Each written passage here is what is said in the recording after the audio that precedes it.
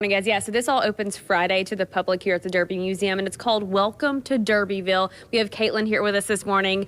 We are looking at the entrance of this before we even go inside. It's so visual and colorful. Tell me a little bit about what this exhibit is. So this is Welcome to Derbyville, and maybe you're wondering, where did that name come from, Derbyville? And it is because the 147 acres of Churchill Downs really transforms into an entire city, an entire ecosystem come Derby Day, really focusing on that infield crowd that can get a little bit crazy. So that's what this exhibit is about, and we're super excited to launch it with a lot of history and a lot of artifacts. This just kind of gives us a sneak peek of what we can expect as we walk into the exhibit a little bit later this morning. So tell us what we see here. Yeah, so this mural, absolutely amazing, shows you all of the different aspects of Derbyville. You've got Millionaire's Row, the first turn, the third turn, the finish line, the winner's circle, and again, all of the craziness of the infield. You might recognize a few familiar faces, and of course, the antics like the slip and slide, the mint julep, the crazy hats, man climbing a flagpole, which did actually happen in the infield, and I think it was in the 60s. Our tour guide Barry can attest to that. He was there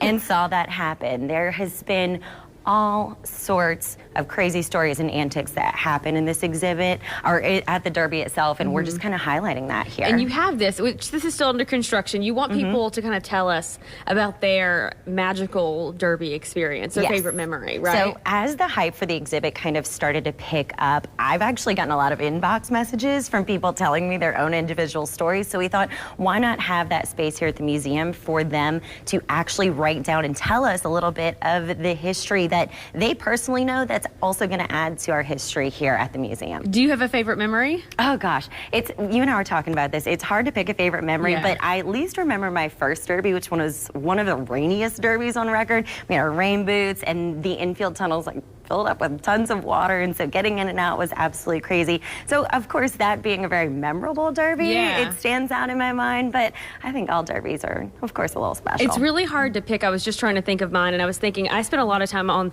the backside area of the track, so being a part of that atmosphere and seeing the care for the horses that are running and meeting the people that are responsible for that is definitely one of my favorite memories. But Julie, I was actually thinking of another memorable experience that we actually had on my first Derby, walking through before it really got all hyped up after the morning show. And we ran into the Green Bay Packers and Aaron Rodgers and got completely snubbed. They were so rude to us. That's my favorite one. And somebody came by later and said, well, they're still drunk. I don't think they've gone to bed yet. They were so incredibly rude. I couldn't believe it. Anyway, not that we deserve anybody's that everybody time, can tell for sure. but I'll never forget that, Alex.